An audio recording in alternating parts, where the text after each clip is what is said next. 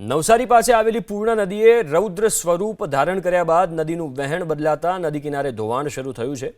વિરાવળ ગામ નજીક માત્ર 24 કલાકમાં 50 ફૂટથી વધુ જમીન અને આશરે 2 વીઘા જેટલો ખાનગી જમીનનો ભાગ નદીના પેટાળમાં સમાઈ ગયો છે, જેને પગલે ગરીબ ખેડૂતોએ પોતાની કિંમતી જમીન, આંબાની વાડીઓ અને બાપ-દાદાની મિલકતો ગુમાવવાનો વારો આવ્યો। સ્થાનિકોના આરોપ મુજબ 120 કરોડના ખર્ચે બની રહેલા ટાઇડલ ડેમના કોન્ટ્રાક્ટર અને ડ્રેનેજ વિભાગની ઘોર બેદરકારીને કારણે આ પરિસ્થિતિ સર્જાઈ છે। કિનારા પર પથ્થરની યોગ્ય પ્રોટેક્શન વોલ ન બનાવવા અને ડ્રેનેજ વિભાગ તરફથી યોગ્ય પરીક્ષણ ન કરાતા આ ધોવાણ થયું, જેને કારણે ગામમાં જવાનો રસ્તો પણ તૂટી ગયો અને વેરાવળની સ્મશાન ભૂમિના અસ્તિત્વ સામે પણ સંકટ ઊભું થયું। ધોવાણથી આજીવિકા ગુમાવી ચૂકેલા ખેડૂતોમાં ભારે રોષ જોવા મળી રહ્યો છે। છેલ્લા 2 દિવસથી સતત ધોવાણ થવા છતાં ડ્રેનેજ વિભાગનો એક પણ અધિકારી સ્થળ પર ન પહોંચતા સ્થાનિકોએ ઉગ્ર વિરોધ નોંધાવ્યો। ત્યારબાદ દોડતા થયેલા અધિકારીઓ હાલ માત્ર નિરીક્ષણ કરી રહ્યા હોવાનો ખેડૂતોનો આરોપ છે। પરિસ્થિતિની ગંભીરતાને ધ્યાને લઈને જિલ્લા કલેક્ટરે સંબંધિત વિભાગને તાત્કાલિક સર્વે કરવાનો આદેશ આપ્યો છે। જોકે ખેડૂતો અને ગ્રામજનો તાત્કાલિક ધોવાણ અટકાવવા નક્કર પગલાં લેવાની માંગ કરી રહ્યા છે।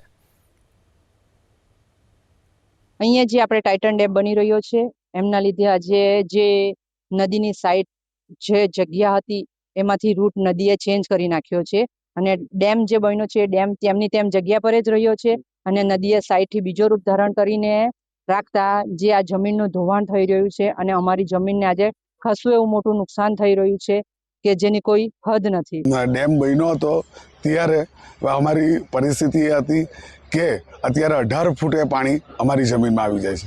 પહેલે જ્યારે ડેમ નહીં બન્યો હતો ત્યારે 26 ફૂટે પાણી અમારા જમીનમાં આવતું હતું અને 26 ફૂટે પાણી જમીનમાં આવીને પણ પાણી શાંત રહેતું હતું, એટલે જમીન ફળદ્રુપ બનતી હતી।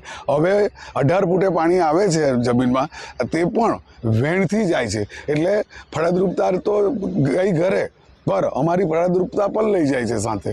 એટલે હવે એ જમીન ડેમ બને ત્યાર પછી અમને પુરાણ પર કરી આપે તો પણ આ જમીન અમારા કામની છે જ નહીં। હવે ચોમાસા દરમિયાન જે ભારે વરસાદને કારણે ઉપરવાસમાંથી જે પાણી આવેલ છે તેના કારણે પાળામાંથી ઓવરટોપ થયેલું છે। જે 30 મીટરનો જે પાળો છે અબટમેન્ટના અપસ્ટ્રીમમાં, ત્યાંથી પાણી અંદર આવવાનું શરૂઆત થયેલી ગઈકાલે, એટલે હાલ ત્યાં ધોવાણ થઈ રહેલું છે। અત્યારે હાલ અમે ત્યાં એપ્રોચ રોડ બનાવીએ છીએ ઈંટ અને પથ્થર નાખીને, અને મોટા વાહનો ત્યાં જઈ શકે સ્થળ પર તે માટે, અને એપ્રોચ રોડ બની જશે એટલે તાત્કાલિક ત્યાં મોટા પથ્થરો ડમ્પ કરીને જે પાણીનું વહેણ જે છે એ ગામ તરફ આવે છે તેને રોકી શકાશે।